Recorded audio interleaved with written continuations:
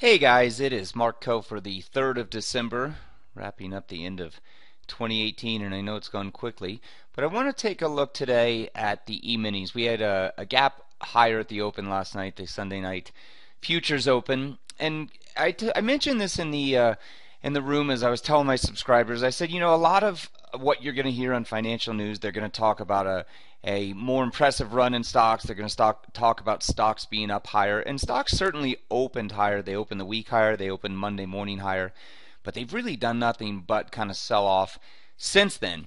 So kind of the difference between looking at things from a hindsight and kind of looking at it more, okay, what's likely to happen at these levels. So part of that focus comes from doing longer term work. And as my subscribers will know, we don't walk in looking at the E-minis and stocks going, wow, this is an impressive gap up. So here we're looking at a 15-minute chart of the S&P futures, the E-minis, and they closed Friday around the 2760s level, and they open up just under 2800 and continue to trade higher. But again, if you're looking at things very short term, it's very impressive to think, wow, these things gap 30, 40 points higher, they're trading higher, I need to be a buyer of the E-minis.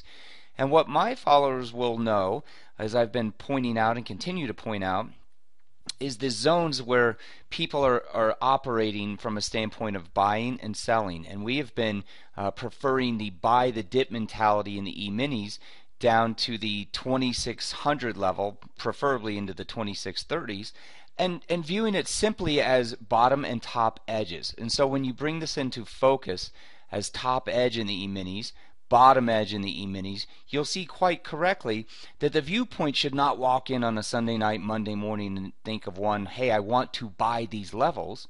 It should be thought of as saying, hey, the market has sold these levels in the recent past. I want to continue to treat it as a take profit, short selling type of area. But the place to be long is, again, when you have support to lean against, which I would describe as bottom edge. We saw that a week ago.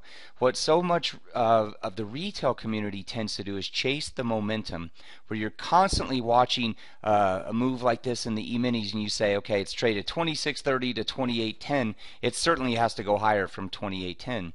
And we approach it in a very different perspective and saying, these are bottom edges I want to be long against. These are top edges I want to be short against. Not from the standpoint of saying I know it will always go my direction. It's more in the standpoint of saying, what do I have to risk to trade at that spot? And that's really the way you think about it. So from a bigger picture look, and I hesitate to call 4-hour look bigger picture, but it's certainly bigger than intraday type time frame. Bigger picture look, this 2817 to 25 area is still representing top edge and still representing sell side pressure in the E-minis. And until that's broken, I think that's how you have to continue to focus. I think E-minis have put a real nice top edge and bottom edge in place here, and I think they're both very tradable. So I would continue to look at it like that. We'll see what December brings us.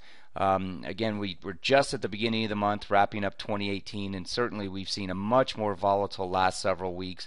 I would expect some continued volatility at least into the middle of the month, the next FOMC, but potentially late December always has the lack of activity, and you can certainly see more near-term volatility there. So we'll just stay on top of it. Again, keep playing against the zones, the levels, and keep it the focus on that. And again, long-term zones down to short-term executions. That's really the way I want to look at it. So for the 3rd of December, cheers, and I hope you guys are all having a good week.